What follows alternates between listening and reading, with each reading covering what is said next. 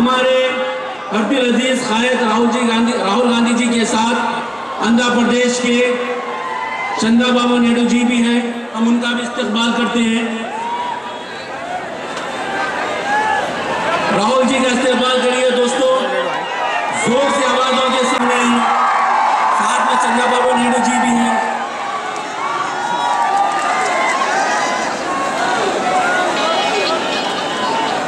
मैं गुजारिश करता हूं फिरोज खान साहब, आप मुखातिब हैं।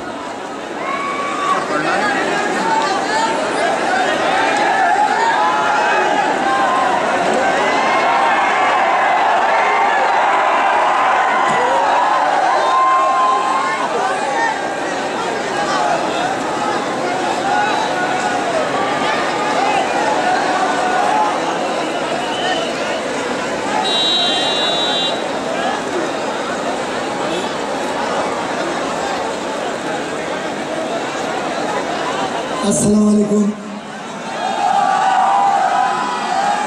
नमस्कार।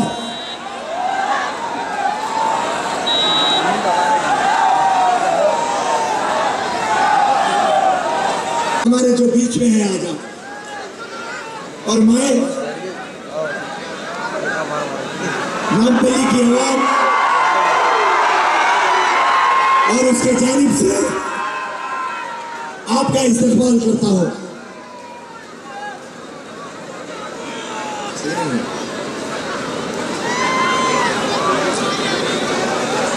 चलिए चलिए, ओके ओके। आज नामपल्ली के लिए एक इतिहास रचा है। आज तक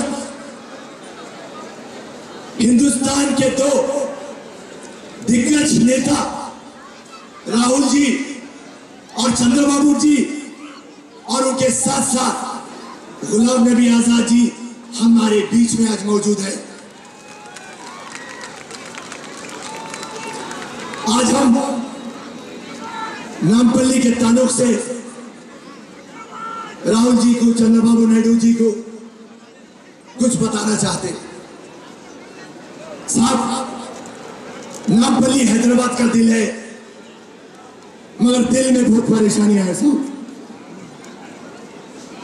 यहाँ पे रोड सीधे नहीं है, यहाँ पे ड्रेनेज का प्रॉब्लम है, यहाँ पे सफाई का प्रॉब्लम है, यहाँ पे किसी को घर नहीं है। नामपल्ली बेरोजगार है, नामपल्ली में करप्शन है। हर गली हर बस्ती का लीडर अवाम का खून चूसता। राउडीज़म है, यहाँ है नहीं है,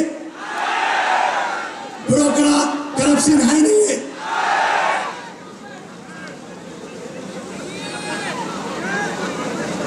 साल से हमारी नामपल्ली को लूटा जा रहा साहब। एक जमात 20 साल से जो लूट रही, उसका नाम MIM है, और ये पार्टी फिरका परस्त पार्टी है। ये कभी डेवलपमेंट नहीं चाहती। TRS पार्टी और MIM दोनों मिलते हैं। हमारे को आप जब भी प्रधानमंत्री बन जाएंगे और कांग्रेस का CM बन जाएंगे, हमारे को आप एक मल्टी स्पेशलिटी हॉस्पिटल देना। अभी क्या देता हूँ इसको, क्या है नजरों से बोलिए, देने तो बोलते, क्योंकि राहुल जी बोले खाली एक हॉस्पिटल, अरे हर डिवीजन को देता हॉस्पिटल। चलिए फिर से एक टाइम,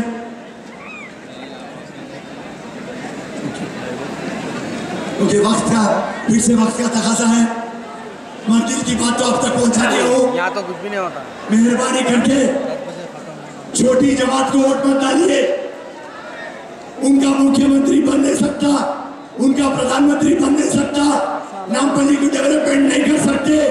डेवलपमेंट करना है तो कांग्रेस है, क्योंकि कांग्रेस की खासियत गंगा जमुना की तहजीब है, हिंदू मुसलमान एक है, और ये कांग्रेस हर टाइम बोलता रहा।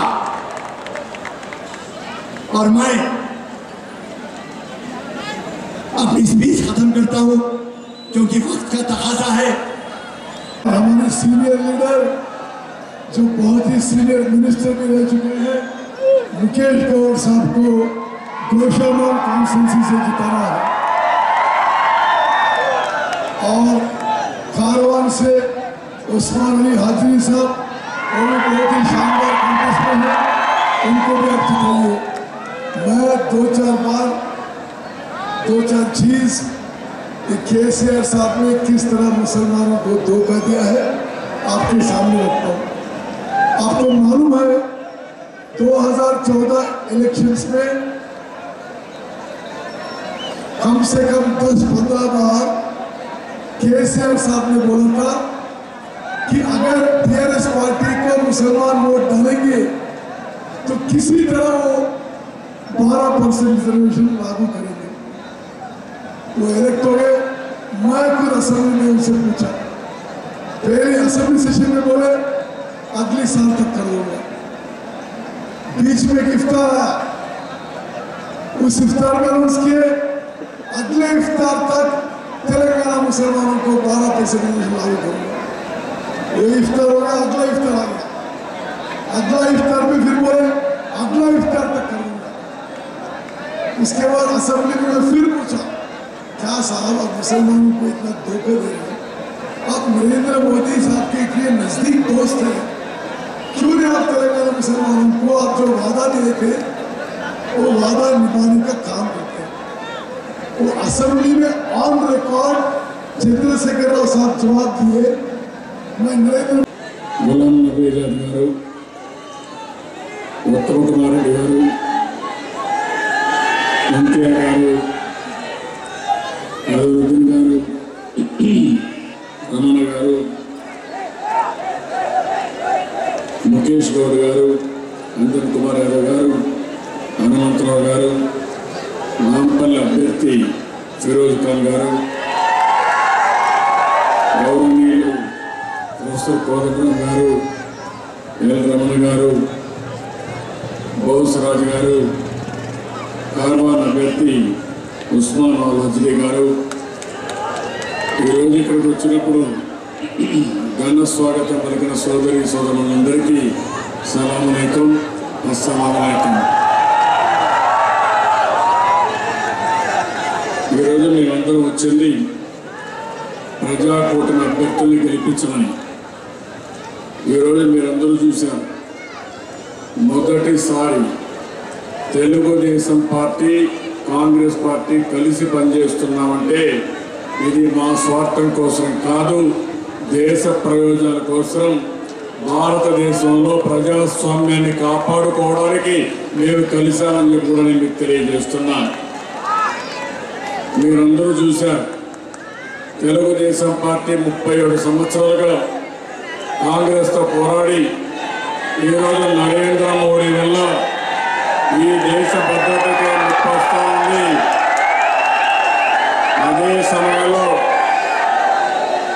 నాకు అర్థమైంది, కొంతమందికి తెలుగు అర్థం కాదు, కానీ నేను ఇన్ని సంవత్సరాలుగా ట్రై చేశాను, కానీ ఉర్దూ మీద కానీ హిందీ మీద ఫ్లూయెన్సీ లేదు.